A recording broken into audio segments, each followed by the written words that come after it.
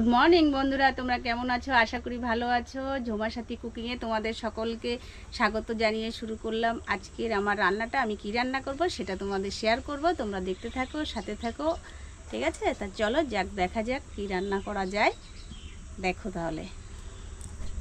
দেখো নিয়ে নিয়েছি কাতলা মাছ, আর এতে নিয়ে নিয়েছি দেখো লঙ্কা, আদা, জিরে আর লং, এলাচ, দারচিনি। এটা দিয়ে একসাথে একদম মিক্সিতে মিক্স করে নিয়েছি, মশলাটা করে নিয়েছি, দেখতে পেয়েছো? এবার কি হবে বলো তো? তোমাদের যেহেতু কাতলা মাছ দেখিয়েছি, কাতলা মাছ মানেই তো দই কাতলা, সেটা একদম শর্টকাটে কি করে রান্না করতে হয় সেটা তোমাদের শেয়ার করব। তো দেখো, মাছে তো নুন হলুদ মাখিয়ে নিয়েছি, সেটাও তোমরা দেখতে পাচ্ছ। চলো এবার দেখা যাক। দেখো কড়াই আমার গরম হয়ে গেছে।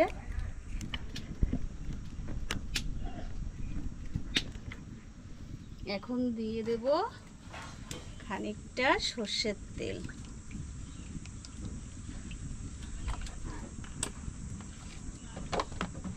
তেলটা এখন একটু গরম হোক। বন্ধুরা দেখো আমার তেল গরম হয়ে গেছে। এটা কিন্তু শর্টকাট রান্না, যারা তাড়াতাড়ি শর্টকাট করতে চাও তারা এইভাবেই করবে। তেল গরম হয়ে গেছে, দিয়ে দিলাম জিরে। তেজপাতা তো আনতে ভুলে গেছি, নেই, যাই হোক তোমরা তেজপাতাটা দিও, আমার এখন বর্তমানে নেই তাই দিলাম না।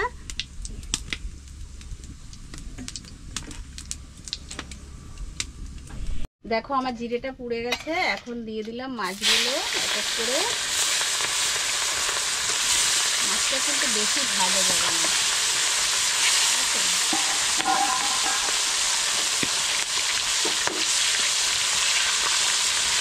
কাতলা মাছ তো একদম ঝটপটে। দেখেছো আমি কিন্তু জিরেটা আগে ফোড়ন দিয়ে দিয়েছি, তারপরে মাছটা ছেড়ে দিলাম। এটা একদম শর্টকাটে রান্না। একটু মাছটা ভাজা হোক। বন্ধুরা এই দেখো আমার মাছটা প্রায় ভাজা হয়েছে, দেখেছো? হালকা ভেজেছি কিন্তু, দেখো হালকা লাল লাল হয়েছে। বেশি ভাজলে না মাছ শক্ত ভাব হয়ে গেলে ভালো লাগবে না, নরম নরম হবে, ভালো লাগবে। এবার দিয়ে দেব মশলাটা। এতে কী কী মশলা বলেছিলাম আগে? আদা, জিরে আর গরম মশলার দারচিনি, এলাচ, লং, এই দিয়ে পেস্ট করে নিয়েছি। এবার এটা দিয়ে দেবো।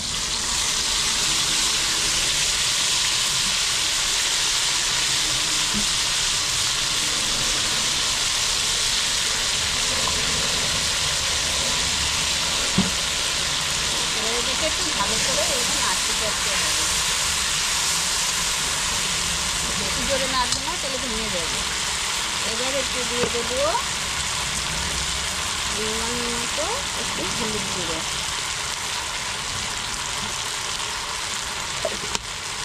আর একটু দিয়ে দেবো স্বাদ অনুযায়ী নুন।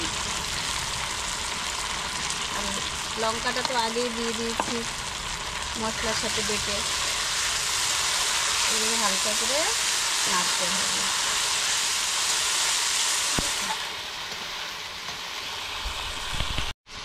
এই দেখো, দেখেছো আমার কষানো হয়ে গেছে। এটা ভালো করে মশলাটা কাঁচা গন্ধ বেরিয়ে গেছে আর তেল ছেড়ে দিয়েছে। দেখো এদের কিন্তু কোনো জল নেই, তো ভালো করে কষিয়ে নিবি যাতে কাঁচা মশলার গন্ধটা চলে যায়। এবার এতে একটু স্লাইট মতো জল দেবো সেদ্ধ হওয়ার জন্য। আমি কিন্তু এখনো দই দিইনি।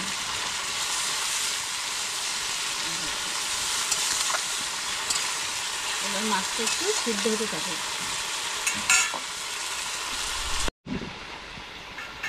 বন্ধুরা এই দেখো, দেখতে পাচ্ছ আমার মাছটা কিন্তু প্রায় হয়েছে।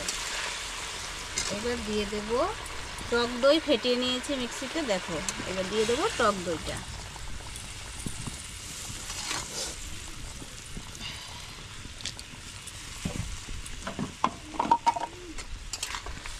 তোমরা যারা টক দই পছন্দ করে এই খেয়ে দেখবে, শর্টকাটে খুব সুন্দর। গরম গরম ভাতে টক দই, কাতলা দই খেতে যা লাগে না। এবার একটু ফুটুক। দেখো বন্ধুরা আমার তরকারি দেখো ফুটে এসছে প্রায়। আর এবার দিয়ে দেবো স্বাদ অনুযায়ী একটু চিনি। তোমরা যারা না খাও তারা দেবে না, আমার ঘরে খায় তার জন্য দিচ্ছি। একটু হালকা টক দই তো একটু টক টক হবে, তাতে একটু হালকা মিষ্টি দিয়ে দিলে একটু মিষ্টি মিষ্টি ভাব হবে। আর লাস্ট ফিনিশিংয়ে এবার দিয়ে দেবো একটুখানি ঘি। দই কাতলায় কিন্তু মেন জিনিস দই, ঘি আর গরম মশলা। এটা না দিলে কিন্তু দই কাতলা ভালোই লাগবে না।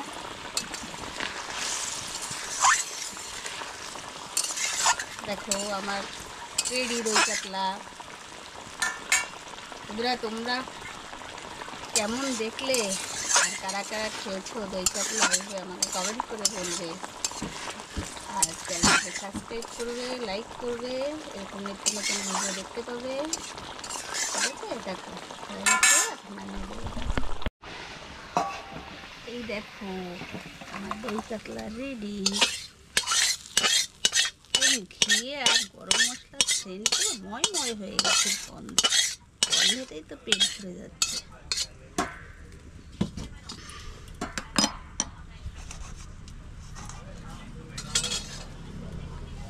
এই দেখো বন্ধুরা, দেখতে পাচ্ছ আমার দই কাতলা রেডি।